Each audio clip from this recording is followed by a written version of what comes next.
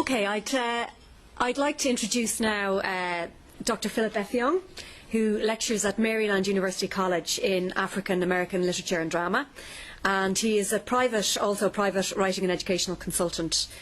He's published a book on African American drama and a novel called Monty, which I think has a certain Irish ring to it, and some various other articles on African and African American literature. But I suppose, apart from those sound academic credentials, what's really interesting to my mind about Phillip, I'm sure there's lots of interesting things about him, but for today's purposes, what's interesting about Phillip is that Phillip was actually a refugee. As a child, he was a refugee in Ireland from Biafra. And he's going to talk to us today about those refugees' experiences as a 9-year-old child. Am I right, Phillip? 9-year-old? As a 9-year-old child. Which I think has a real, it's very interesting in the context of our discussions today, but also has a resonance in terms of a situation that hasn't gone away, which is the situation of separated children in Ireland, because there's still a lot of children, whether we call them separated children or unaccompanied minors, who come to Ireland on their own without their parents for refugee status. So Philip's story, although it happened quite some time ago, is still being played out today in other contexts. So with that, I'm very happy to introduce Dr. Phillip Effiong.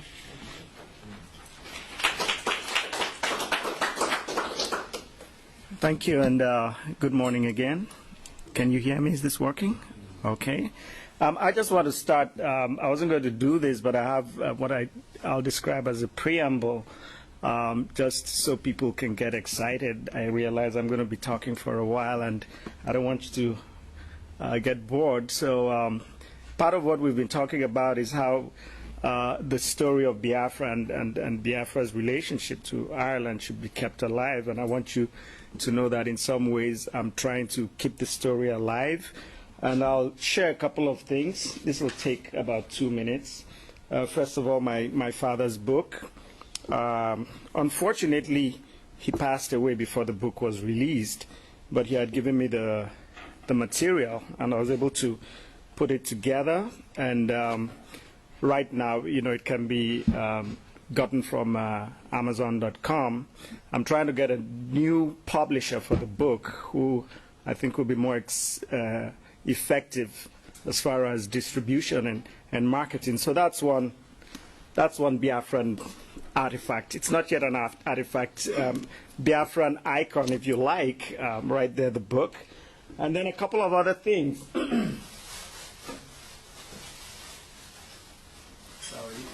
This is, you call it a muffler, right? I think in the U.S. this is called a scarf, a Biafran scarf right there. And someone should help me if anybody has information on how I can really preserve these things, because I'm getting worried that termites might eat through them or something. But I think this speaks to the ingenuity of the people. This is well over 40 years old, and look at how good it still is. Unfortunately, I can't give this away. But I thought I should share. I'm partly inspired because of the flag I see there. And then this is one of my favorites, the Biafran tie. And you look at how this has stayed. Again, it speaks to the ingenuity of the people. I don't know when they had the time to make things like this, right, frankly speaking. I actually lent this to a friend who kept it for about 20 years and gave it back to me this year. And actually, he didn't give it back. I demanded it. And but look at how beautiful it is. I wear it sometimes. It is thin. It's not as thick as a lot of ties that you have today, but it's just as beautiful. And so I thought I'd share this. If I had a shirt, I would probably have worn it. But if I wear it, you probably think I'm a little crazy if I wear it over this. But most important of all is something I rescued from our family compound in 2005. And if you know anything about African compounds, you know that property there can be considered communal. And if people don't value them, they go pick them. And the moment I saw this, I took it with me. This is my father's hat. This is the hat he wore as a general. Again, after the session, if someone can advise me on how to preserve these things, I would really be grateful, because if you notice from the way I'm carrying them around, I don't exactly, I'm not exactly doing a good job. But anyway, now to my presentation. I titled it Sleepwalk Through Ireland, and hopefully when we get to the end of it, you'll understand why I describe it as Sleepwalk Through Ireland, a post-war memoir. Now, a lot has already been said about the refugee situation and what caused it and what led to the crisis. And try not to read this. This is just for my benefit. I also have the slide because I have some images I want to share. But some of the causes of the refugee problem, some people talk about the war, but it actually started before the war. It started with the massacre, with the destruction of property of Easterners in the north. And so you had thousands of Easterners fleeing from the north. This was after the first coup. There were incidents in May, I believe in July, August, and September. Perhaps September arguably being one of the worst situations, where there were just massacres of children, women, men. People lost property, lost their businesses, their means of livelihood, and eventually you had massive numbers of people just coming to the east, which proved to be a major burden for the government as well as for relatives and extended family members who had to take care of them. So that was where the problem really started. But of course it was aggravated by the war. And the moment the enemy started to capture cities and communities, you had bigger displacements of civilian populations mainly. And people started to relocate, and in the process of relocating, they abandoned property, they abandoned their means of livelihood, and those who were originally taking care of people who had come from the north now found themselves destitute as well. But apart from the incursion of the enemy into Biafra, into communities, there were other problems which were largely championed by Chief Awolowo, who was the Federal Minister of Finance, as well as, I believe, the Deputy Chairman of the Supreme Military Council. And he advanced policies like the use of starvation as a legitimate instrument of war. And following that, you had the economic blockade of Biafra, which has already been spoken about, the devaluation of the Biafran currency. Now, the economic blockade of Biafra was perhaps most gruesomely realized on the 5th of June, 1969, when a Red Cross plane carrying Norwegians, I believe a couple of Swedish passengers, and Americans was shot down. But the result of all of this, serious refugee problems at the beginning of the war, and so refugee camps were hurriedly established. Many of them were carved out of former schools or government buildings. Some of them were just makeshift buildings. But I think it would be good at this point to acknowledge the help of those countries that either recognized or were sympathetic to Biafra, or at least its peoples were. You know, like Ireland, people say Ireland didn't give formal recognition. I really don't care, as long as the vast majority of the people, or a significant number of the people, were concerned. As far as I'm concerned, Biafra supported, Ireland supported Biafra. So, you know, I want to acknowledge the Ivory Coast, Sao Tome, Ireland, of course, Gabon, Tanzania, Zambia, and other countries which helped through supply of medical needs, clothing, food, helped to establish these refugee camps.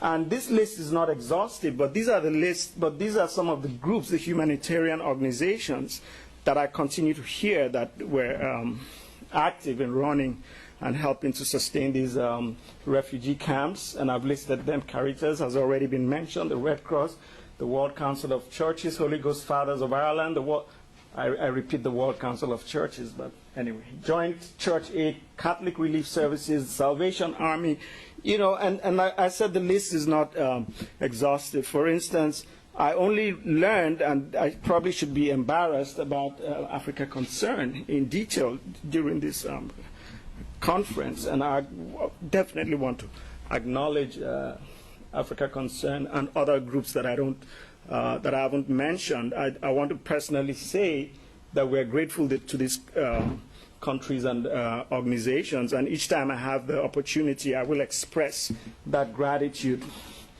let me digress a little bit and say something about the refugee camps, because there's the general notion that they were filled with very sick, dying, malnourished children, women, men, and there was just filth and general decay.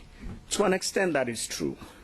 For instance, at a place called Ifakala in Mbitoli local government area, I think that's where it is in modern Nigeria, I witnessed some of the most horrible refugee camp situations. Now, we lived in Ifakala because we were homeless at the time, believe it or not. I know it's hard to believe that General Effiong's family could have been homeless during the war, but Umwa had just fallen, and my dad's first ADC, his family, in this place called Ifakala, took us in, and we were there for several weeks.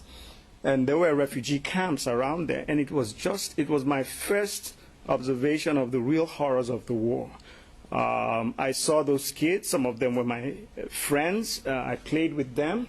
But I also witnessed a lot of death, a lot of starvation. The images we saw in the documentary yesterday of the children with thin legs, you know, the big heads, the big stomachs, I saw them. And that was a really, really touching and moving observation. Even though I was a child, the images are just so clear. And those images are partly what informed the novel that I would eventually write called Monty.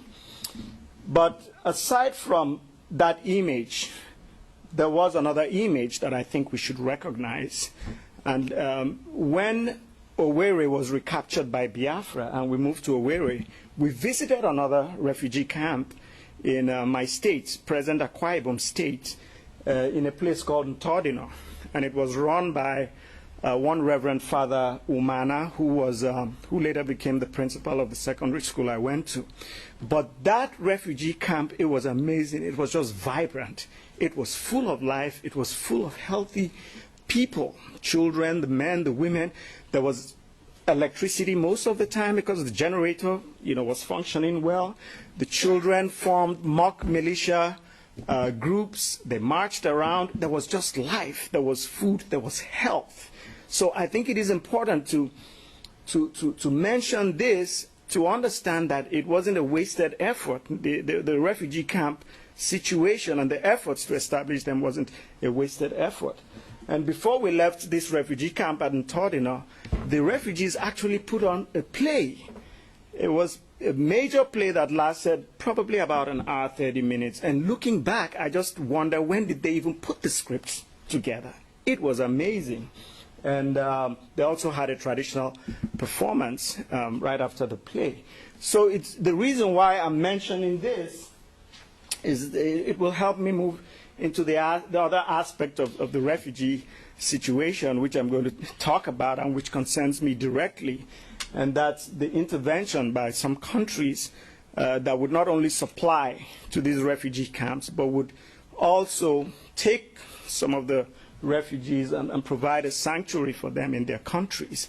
That also helped with the refugee situation. It helped to eventually save lives and provide people, especially children, with much needed food, much needed health care, education, and clothing. So the refugee situation on many levels was successful, and this was another level by which it was successful when these countries, I mentioned Gabon and Ivory Coast. I think Gabon and Ivory Coast took in perhaps the most because of the proximity to Nigeria. It was just relatively easy to fly them to Gabon and Ivory Coast. So you had large numbers. Of course, Ireland would take in a significant number of refugees. It mightn't have been as easy because of the question of proximity. But a lot of refugees were also taken in by Ireland, especially during the latter part and even at the end of the war, towards the end of the war and after the war. And I'd mentioned yesterday that, if you look at my second bullet there, that you do have today post-war Biafran communities. That's how I describe them in Gabon and the Ivory Coast. You have communities that have people that are in major ways descendants of the refugees that eventually stayed back, because not all of them eventually returned to Nigeria. Some eventually stayed there and would begin new lives and create new families. Now, how do I fit into this picture? Like you were probably aware, I was a refugee for a while, about 7 months here in Ireland, but there was really no original plan for me and my immediate older brother to be refugees. There were plans for my oldest sisters, Rosalind, Mercy, and my older brother, Valentine. I think the decision was made initially to send them to Ireland, because I think their education was considered more urgent than the education of we younger ones. I think that was the plan. That's how I see it. So my sisters already moved to Ireland probably a year before the war ended, and my brother a few months after. And they stayed with a number of families. John and Kay, I thought it was only one family, but they stayed. I knew that they stayed with the Murphys, and it's amazing because Moira Murphy, now Moira O'Brien, is right here with her husband Barry. I've not seen Moira in 40 years, since 1970. And, she's come out here, so the continuity is there. You see, it's still playing out. But anyway, with my brother and myself, as well as my younger brother and a cousin, it was all a question of chance. It was just a question of circumstances that eventually made us refugees. What happened was this. With the second collapse of Owerri, I think it was clear at that point that Biafra couldn't sustain itself. It was on the verge of collapse. And let me just go through very briefly what happened that night. My dad wasn't at home in Owerri, and the sounds of the mortars, the shells, the gunfire was so close, and we panicked. And my mom just threw a couple of things into her driver's car, and we left. We had no destination. Now, her driver, that was an interesting arrangement between my mom and driver, because he came with his own car. In most African countries where you have a driver, they drive your car, but this was a driver who used his own car. And I remember it was a Peugeot 404 station wagon. But when we left, the roads were crowded. Unfortunately, the car wasn't moving faster than people on foot. The only real advantage is that we were sitting down, but we were really not moving any faster. And if you know anything about Biafran fuel, there was this constant explosive sound from the exhaust pipe, and people kept ducking. I think they were upset with us. But eventually the car just gave up. It stopped, and we just stayed at the roadside. And about an hour later, my dad drove by with his small convoy. It had reduced in size significantly at this point. He drove by. I don't know if he was looking for us or if he just met us by chance. But anyway, he stopped, took us, and put us somewhere for the night. I don't remember. It was really just some hurried arrangement. We slept somewhere. And then the next day, we headed straight for Nnewi, which is General Ojukwu's hometown. And I didn't know what had happened. It was later that my parents would tell me the story. And that's how we came to become refugees. And this is what happened. Ojukwu had already made plans to leave and had informed my dad that he would be handing over to him. My mom was pregnant at the time. So my dad, he definitely was not happy about the situation, but he said, well, I'll stay. However, take my wife, she's pregnant. I'm concerned about her health. And that's how, and the general, the head of state, agreed, and that's how my mom would eventually leave, and that's how we would leave with them. My mom would leave with me, my immediate older brother, Charles, my younger brother, Francis, and a cousin who was with us, my dad's older brother's daughter. And so things happened very fast. By the 7th of January, we were in Owerri, and this was the 8th. We were leaving Biafra. And that same day, in the evening, we were taken to Uli Airport. There was a lot of security. It was dark. Minimal light was being used. and we left on a cargo plane that didn't have seats. And what happened was you just placed, a ladder was placed against the plane, and you climbed in, and then your luggage was thrown in. You put your luggage on the floor, and you sat on it. There were a couple of other Biafran families there, including, I remember very well, Ojuku's mother. And she had a problem climbing into the plane.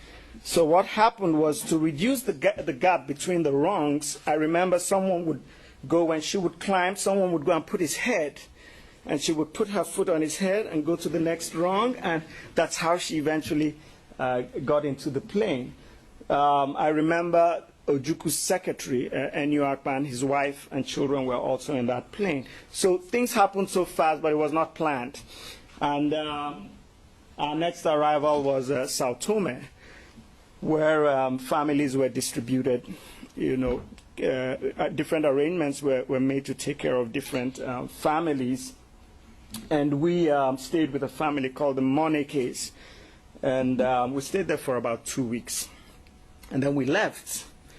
And like I said, this wasn't planned, because eventually our final destination was the Ivory Coast. But we went first of all to Portugal, Lisbon, before coming down to the Ivory Coast. And we left to Portugal with the secretary of Ojuku's secretary's wife and children. And we stayed in a hotel, which I remember, Hotel Infante Santo. That was the name, and it's always stayed in my head. We stayed there for about 2 weeks. And then we left, just me, my mom, my older brother, my younger brother, and our cousin. We left, and our next stop was Abidjan. Let me state that the flight from Sao Tome to Lisbon was also on a plane that didn't have seats, except that it was a larger plane. It was slightly more comfortable, but it was several hours. I think I got used to it, and I always laugh when I enter a plane today and they say, fasten your seatbelts. I'm like, you just don't understand. So we from Abidjan, we spent about a week in a hotel in Abidjan, and then later on we were chauffeured to Bouaké, which is one of the largest cities in the central part of the Ivory Coast. Bouaké I actually enjoyed. We settled down nicely. There were several Biafran families and children, including Ojuku's extended family with so many children, and we just had enough people to play with. We also made friends with some of the local children, and Charles and myself, we had fun in the neighborhood, playing soccer and, just going from compound to compound, settling in nicely. We actually picked up a little French. And then we also began to attend school at one of the facilities. I don't know if I should call it a camp. It looked more like a boarding school. And when I look back at the images from the documentary yesterday, I can't just imagine that some of those children were in the situation that we saw. They were so alive, so energetic. They were very happy. And we made friends with a lot of them. We enjoyed going to school. Some of the teachers were from the former Biafran area, some women. And then there was a Reverend Father. Someone mentioned something about, I forgot his name, but someone mentioned the name of the Reverend Father at one of the camps in the Ivory Coast. I think that was him, an Irish Reverend Father. It was very funny. And some days he would come to class wearing his glasses without a glass, and one of the, I don't know if that was just done for humorous effect, or he couldn't really afford better glasses. But anyway, it was all nice in Bouaké, and just when it seemed as if we were going to stay there for a long time, my mom would have her baby. Remember the baby that was the original reason why we left? And she maintained communication thanks to, again, supporters of Biafra. Somehow they took letters back and forth to my dad in spite of the difficult situation my dad was going through. And my dad immediately sent word that she should be called Phillippa. I'm Philip. He must really like his name. So she was born on the 24th. She was born on the 24th of April. And around that time, soon after, my mom begins to inform Charles and I that we're going to go to Ireland and join my older sisters and my brother. And she kept giving us instructions almost every day. And I wondered why, until I realized it was because we were going to travel alone. We're not going to travel with any adult. And I'll give you some more details about that. But here's a picture of, that is Charles right there. That's my younger brother, Francis. Charles is a lawyer in Calabar, Nigeria. Francis teaches, he's in Port Harcourt, and that's me, and well, you know what I'm doing and where I am right now. So that's us in Boaké. I'm so glad this picture survived. So anyway, the arrangements are made, and we would eventually leave, Charles and I, with just instructions. And I can't imagine, because I have daughters now that are 6, and one will soon be 10, one is 12, and I just look at them and I imagine putting them on a plane. But anyway, we left with our instructions. I think we followed them well. At one point, we were received by a lady that, to me, I think I remember her to be an air hostess or something of the sort. But anyway, she gave us further guidance. The only hitch was that at some point our flight was delayed, and I panicked and started to cry. And my brother just looked at me. He was about the same size, about, not much older. So, but anyway, that slight problem, passed by, and we got on our flight and eventually arrived at Dublin. I'm not sure, is it the same airport? I wouldn't know. Okay, if it's the same, then that's amazing. I couldn't remember anything, though, from the airport, and we were received by my brothers and sisters and the Murphys. And we were taken to another family in another section of Ireland, of Dublin, and that bothered me for a number of reasons. The family was great. The family did everything to take care of us, but I state at the last bullet that I am contented, but also sad and lonely, because it's the first time that I'm living with people who are not my parents, and at least one parent is not around. It had never happened before. Now, if I had lived with my older sisters, they were closer to being parent figures to me because they're significantly older than me. That may have worked, but Charles was about my height, about my size, so he didn't provide too much consolation in terms of security. So many times I was sad. I missed my parents, but I don't want you to go away feeling that was my story. There were a number of things that I consider welcome distractions. Of course, there were more than distractions. One was school. We started to go to school, and it's terrible that I don't remember the name of that school. And I tried to get Charles before I came here to remind me. He never responded. He probably doesn't remember. But anyway, school was about an hour, about 1.5 miles, 2 miles away. Sometimes we walked there, played on the streets with other kids before we got there. Sometimes we got a ride there. But school was great because there was a diversity of people from different countries. I was put in, well, in the U.S. it would be called grade 4. Is it Form 4, Class 4? 4? Okay, that's where I was. But I don't know how that was determined, because throughout the war I didn't go to school after kindergarten. And I was put, occasionally we had teachers who would my mom would arrange to teach us. But anyway, I was put there, and I think I got along academically quite well and moved on. And my brother was put in the 6th class. And so it was great because it was a time to play. We enjoyed walking, just the walk to school. We got to meet new friends. And also related to my education is the fact that the O'Connells also really encouraged me to read. And one of the books I read a lot were the Naughty books. Do they still exist? Yes, they do. Okay. Nobody seems to know about them in the U.S., but I think that really helped develop my whatever reading skills I have. So the Naughty books, I spent hours reading them. I enjoyed them.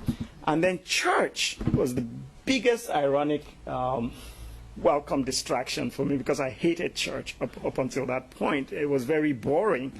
And throughout the war, in terms of church facilities, what did we have? Nothing as grand as the buildings here. The grandeur, the architecture, the color, everything was so really excited me.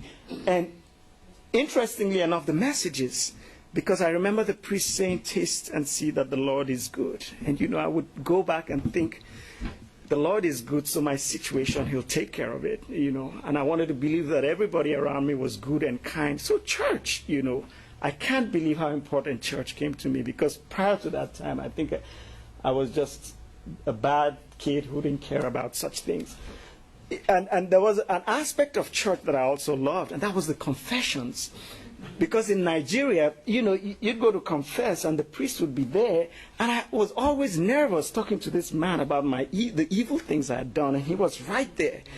But the churches here, it was like there was this closed space, and the priest was in this middle place. I could hardly see his face, so it was as if the evil things I did were guarded. I didn't feel that threatened. I didn't feel that I was being that public. And he would open this little window and put his ears, and yeah, I had no problem just telling him, so that was great, and the challenges were there, and some of the things that I took for granted became problems. Again, no fault of the O'Connells, just circumstances. One was what to do with our hair, because my hair continued to grow and grow. And, usually my mom would step in and get a barber to cut it. But Mrs. O'Connell, God bless her heart, would sit me down and pick my knots one at a time. And I would just sit there in tears, because it hurt. And she didn't know what to really do with my hair. And one day decided to take me to a barber. Take myself and my brother. And the barber could easily have just said, "I don't know how to cut this type of hair." But he went ahead and did a terrible job. And when my sister Rosalind saw, she almost had a fit. But we went past that stage. And another problem was, I hate to admit it in front of strangers, but I wet the bed, which was no big deal in my family. My mom knew, everybody knew. But in the O'Connell home, it was a source of great embarrassment. But anyway, the distractions helped. And one of the greatest, for me, the most exciting distraction was when we went to the Murphy home. Why? Because I described that there was a certain Nigerian flavor. Now, Mr. Murphy had lived for a long time in Nigeria, and he was responsible in some ways for the building of the cathedral the Catholic cathedral in Owerri. And he always had stories to tell about Nigeria. So he kind of brought me close to home. And he also spoke Pidgin English, which is a creolized form of English spoken in Cameroon, in Ghana, in Nigeria, with variations in Liberia and Sierra Leone. So anytime he spoke it, I was so thrilled, and I engaged him in conversation. And then there was also a sense of enhanced security because my older siblings were there. And for me, unlike Charles, they like I said, they provided more a parent figure. They were more like parent figures to me. And each time we left the Murphy home, I always cried. I always cried when we were taking back. But again, it was really all about me and not about the O'Connells. But I don't want to... before I go to say, I just want to share some pictures, courtesy of Moira. You can see right there, that's my oldest sister, Rosalind. That's Charles. That's Valentine. He's an artist in Holland. I think I should give you all his website. You will like his art. That's me, of course, and that's Mercy. During one of our visits to the Murphys, we decided to take group photographs, which has proven to be just the best thing, because these are priceless pictures. And here's another one, this time, again with us here, Rosalind. Oops, what did I do? Yeah. Rosalind, Charles, Valentine, myself, Mercy, and that's Mr. Murphy. And there's Moira right there. And that's her mother, and that's Jerry, her brother. Sorry, I keep doing that. So you see, these are priceless pictures which she has allowed me to use here. And look at how beautiful these pictures still are after about 40 years.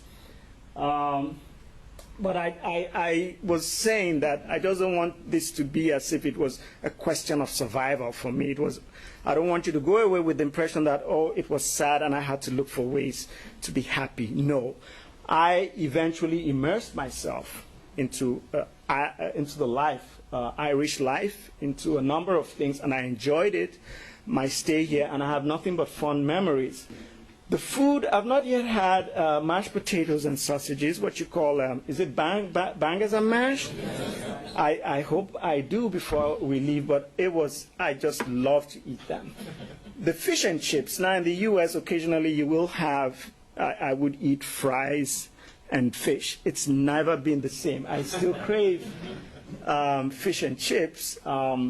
And then the chocolates and pastry. You can't even imagine going through a war where you never saw these things. I mean, prior to the war, occasionally I might have had ice cream or a sweet. But here was all this chocolate, all this cake, the pastries. I just indulged myself and had a great time, eating these foods. Apple cider, it was here in Ireland that I first had apple cider, homemade apple cider, when we were in the Aran Islands. Now, Guinness Stout, I didn't drink it then because I was too young, of course. But later on, when I would drink Guinness Stout as a grown-up, as a young man, it would have a lot to do with my memories of the euphoria that the Irish people seem to have when they drank this black liquid. I also played rugby. I learned how to play rugby here in Ireland. I learned how to play cricket. I played a little bit of Gaelic, but my brother, Charles, played more Gaelic and even played for the school. So I want you to understand that we enjoyed Ireland and we immersed ourselves into the life and culture. And one of the most fascinating experiences was when we went to Galway. We passed through Galway. We were really going to the Aran Islands. I don't know how that worked, but the Aran Islands I have beautiful memories of. It reminded me of rural life in Nigeria. I remember some of the buildings had thatched roofs. I remember visiting some of the caves where monks were supposed to have lived. I remember the rocky roads, the rocky walls. And of course, for the first time also, and the only time in my life, I participated in Halloween in October. And you'll probably be happy to know that I went around as a gorilla.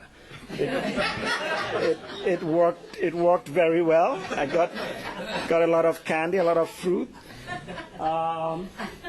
That's my brother and I in the Aran Islands. That's Charles right there. That's me. And you guessed right if you guessed that we're eating chocolate.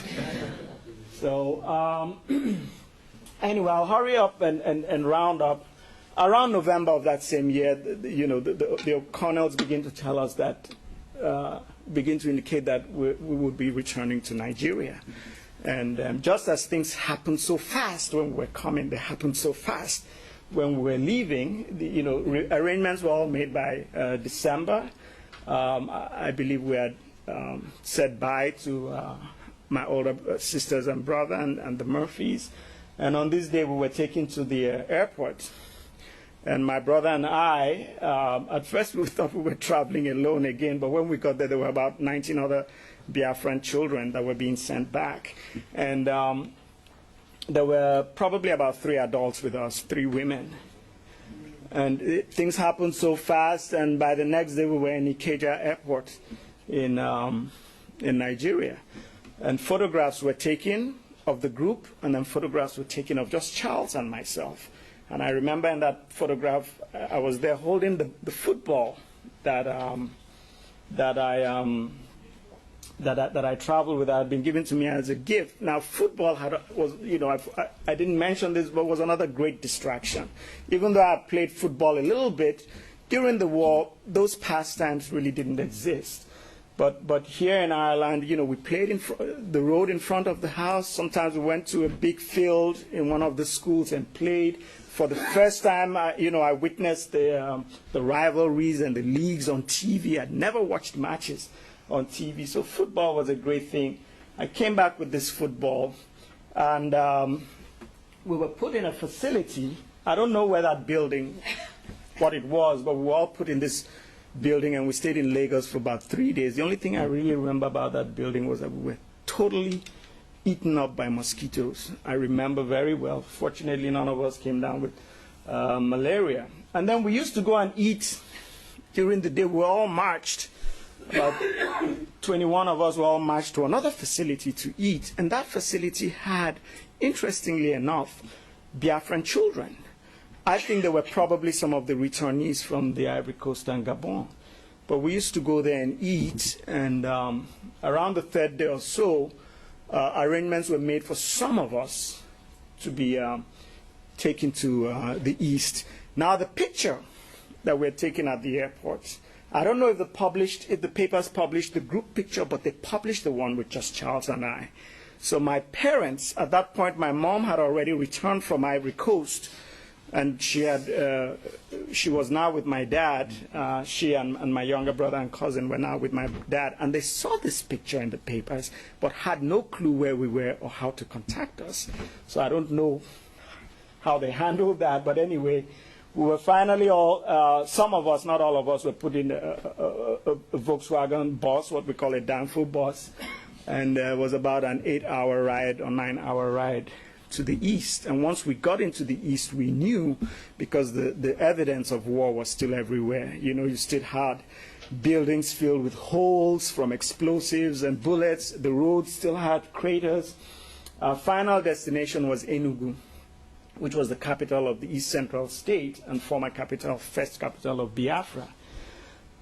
Something very disturbing happened at this point, because families, the kids were gradually taken and dropped off with families or extended families or friends, until just Charles and myself were left in the bus. And I started to panic again, like, are they taking us to our parents? What's going to happen to us? Somehow the driver, and I don't know how he knew, took us to my aunt's place. My aunt lived in a part of Enugu called Coal Camp. I don't know how he was given the directions, but that's where he took us. And next to my parents, my aunt was the next best thing. This was my mom's immediate older sister. And when we got there, she wasn't at home. So that was another source of panic for me. So I, of course, started to cry, and Charles just sat down there as usual and just looked at me. He was strong, he didn't cry. Then my aunt arrived and consoled me, and everything calmed down, and we were there for about 2 weeks. And one day, at this point, let me just state that life was very unstable for my parents, who were trying to start life all over again, find a means of livelihood, and they were constantly wandering from Enugu to Ikotekpene and Owerri. And on this day, they were just coming to see my aunt, and who did they see there? Saw Charles and myself. I can't explain the joy and the excitement, but at that point I was relieved, basically relieved that a journey that had begun about a year earlier at Uli Airport in Biafra had finally come to an end in Coal Camp, Enugu. Let me add that quickly, that our travels and stay in Ireland, provided helped me to grow up in certain ways, in ways that I was really not prepared for. Of course, the war had done that, From when we squatted with a family in Lagos after the second coup, to my experiences of the war, the refugee camp situations, the bombings, everything, I think I got a little tougher, a little hardened. Otherwise, prior to that time, my life had largely been quite sheltered. So I was taken out of my comfort zone, essentially. And what Ireland did for me, it just added to this. It provided me with a new form of growth, one that helped mold me into a tougher, I guess, more self-reliant and creative person. Let me add also that there has been continuity, which I started off with. Fortunately, I reconnected with Moira through Facebook. Facebook can be that useful. And communication continued between my parents and the Murphys, as well as my parents and the O'Connells. And this is one of the things Moira shared with me. It's a letter that my mom wrote. It's dated 29 December 1969. She found it, I don't know where she found it, and she sent it to me. I'm not going to read this letter, but it's a letter written to my older sisters and brother when they were in Ireland. I think it's just amazing. And she had good, beautiful handwriting too, unlike me. This is when, and at some point, the Murphys visited us in Enugu in Nigeria. And that's Mrs. Murphy there. That's my older sister, Rosalind. That's Valentine. That's Charles. That's Francis, my younger brother. That's Philippa, who was born in the Ivory Coast, sorry. Of course, you know who that is, right there. That's Mercy. And look at my mom looking like the rest of us. So these are pictures from Moira. Let me end this part. I really want to read because I want to make sure this message is clear. I would like to thank the Catholic Church and the Irish Catholic personnel who risked all to live with us in Biafra, suffer with us in Biafra, and face threats in Biafra, all with the purpose of feeding hungry Biafrans, clothing naked Biafrans, healing sick Biafrans, and reiterating divine sustenance in a dismal situation that proved too difficult for human effort. Without the church, Biafra would have probably capitulated or collapsed at least a year before it did. To Ireland, I cannot give enough gratitude. Its support for Biafra was principled, and when I say Ireland, I mean the people of Ireland. And it was based on a humane concern for justice and the right to self-determination. There are no reports, no evidence, and nothing in Ireland's history that I know of that cites it as a greedy or rogue nation that would put material and financial profit or territorial expansion above the sacredness of human life. It did not exacerbate the Nigeria-Biafra conflict like some other nations did through the supply of ammunition, but concentrated on the preservation of human life through the provision of essential aid and the demonstration of the Christian principle of charity. By recognizing Biafra and providing refuge for its citizens, recognition coming from the people, Ireland played an immense role in protecting and saving lives and in prolonging Biafra's existence. I remain eternally grateful to the O'Connells and Murphys who took care of me, my brothers, and my sisters during our stay in Ireland. It was a time of great uncertainty for us, but both families worked hard, tirelessly and selflessly to reassure us that we had nothing to worry about. They nurtured us and filled us with renewed hope and confidence. And for listening to me, I'd like to say thank you.